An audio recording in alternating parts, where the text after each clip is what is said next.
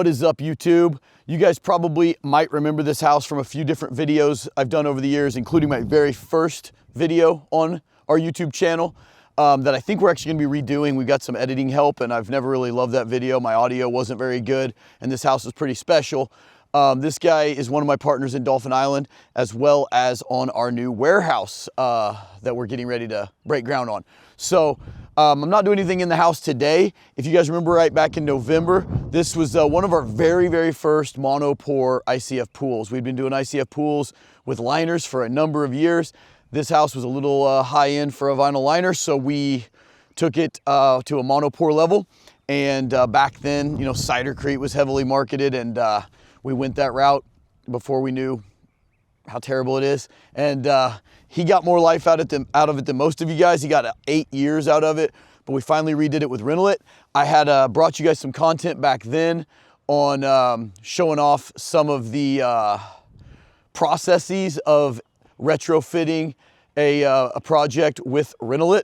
But yeah, so it's pretty much done now, filled up. We're still messing with his hot tubs. We're gonna put Eco Finish in it, but the Renolit's done and it turned out amazing. So I wanted to show you guys that, and I'll take you back there right now. All right, guys, I'm here with Rob Belk. Like I said, I'll probably be redoing a tour of this whole thing now that we've got a cool editor to help out with that stuff.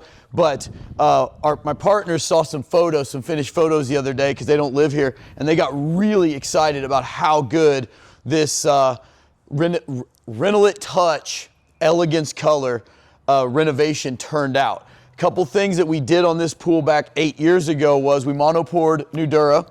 We used Cidercrete, which obviously was not the smartest move for longevity. And another thing that Rob had wanted from a design aspect was to have a concrete cope all the way down, almost touching the concrete.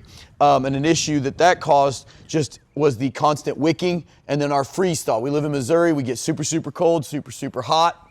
And it looked awesome, but it didn't weather well. So he's gone to the Phoenix marble coping, which we just finished a couple weeks ago. That's a local, very dense limestone that classified as a marble, and it's gorgeous. We use it a ton around here on job sites. So it just really leveled this pool up.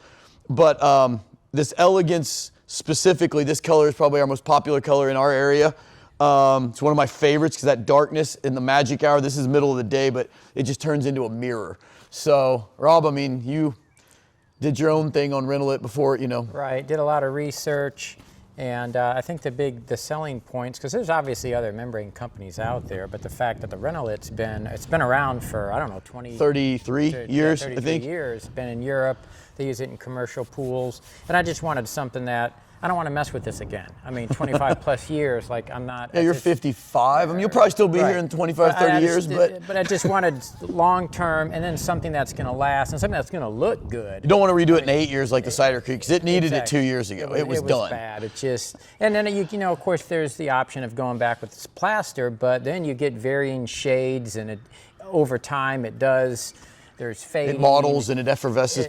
Yeah, and this is just a permanent fix. Yeah, the color is super consistent. That's one of the things with plasters. If you want to go this dark with plaster, you're dyeing a white product, and all that dye, all that lime's trying to come out, and that's why most plaster pools are very wavy looking and the color's not consistent. You can get white plaster consistent. Anything beyond white is not. Yeah, but white white will stain. White will stain. Yes. Yeah. But this actually. I mean, man, it looks good. I don't think you can tell. I mean, it looks like a plastered pool. It does. I mean, like you really have to.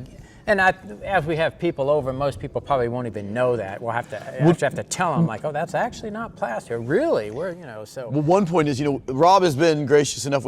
I'm very lucky. I've done a bunch of really super high-end houses where people still let me invade their privacy about 4 times a year to do site visits. I usually just ask when he's not going to be here, and I bring a whole group of trainees over.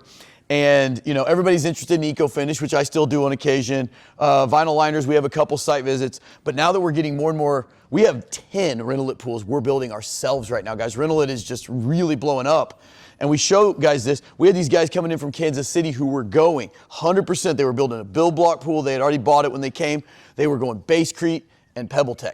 And they're looking at this and they go, why are we doing this? And I'm like, I'm not telling you not to, because I like the guys at Basecrete, but I mean, I think Basecrete, I think you know, cidercrete's probably. I don't think it's fair to compare the two of them. But Right. but or plaster. It's just not. It's just not the climate to do it. If you're in Florida, you're hitting it 100%. If you're in a freeze thaw, freeze thaw environments, which ICF pools shine in cold environments.